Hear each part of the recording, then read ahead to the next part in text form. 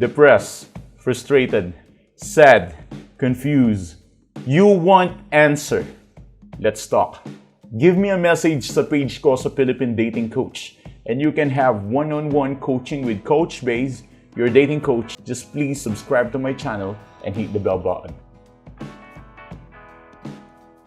Okay guys, paki-like muna yung video bago ang lahat. Especially kung alam mong natutulungan kita. Kahit yun na lang ang bayad mo sa akin. Like and subscribe. Super laking bagay na yan. Alam nyo yun? Super laking bagay na yan. Kung talagang feeling mo natutulungan kita, like and subscribe lang. Yun lang ang maihingi ko. Anyways, let us talk about this thing. Ito yung mga bagay na pagsisisihan ng ex mo kapag iniwan mo na siya. Or kapag ikaw na ang nag-decide na lumayo or kapag ginawa mo ito.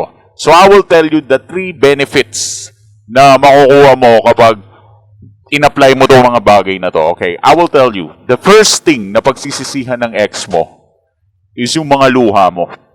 Pagsisisihan niya, yung mga luha mo, yung mga iniyak mo, yung faithfulness mo, yung love mo.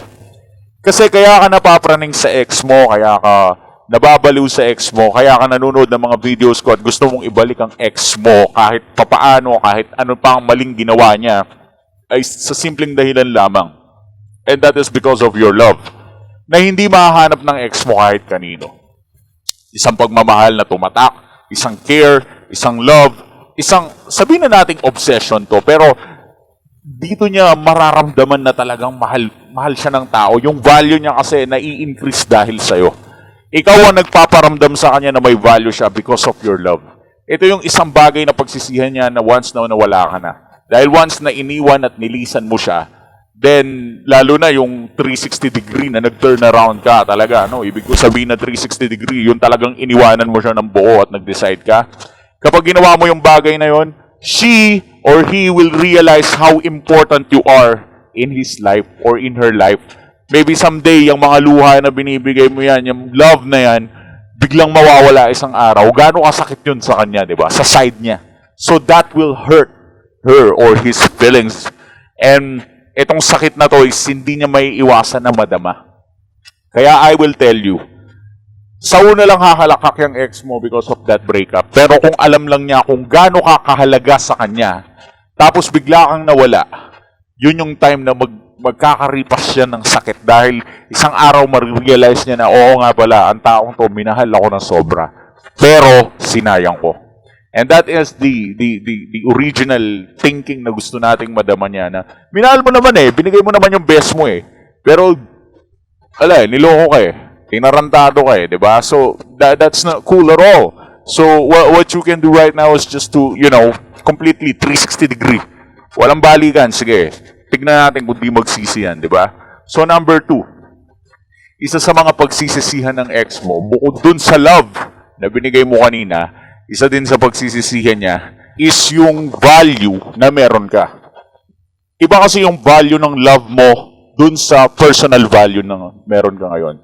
So, I'm talking about the personal value. What do I mean kapag sinabi kong personal value?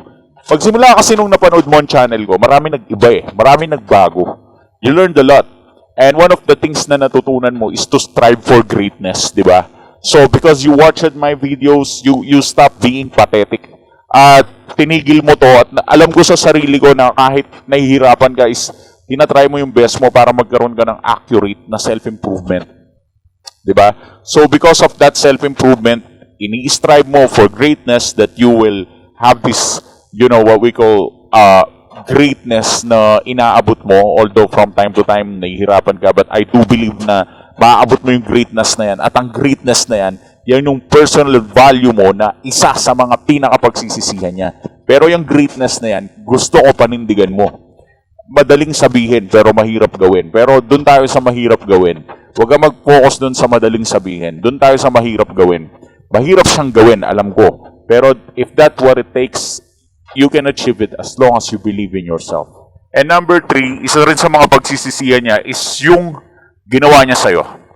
Lahat ng yun, magto-throwback yun sa kanya kapag nandito na siya sa point na pagsisisi. Believe it or not, magto-throwback yan.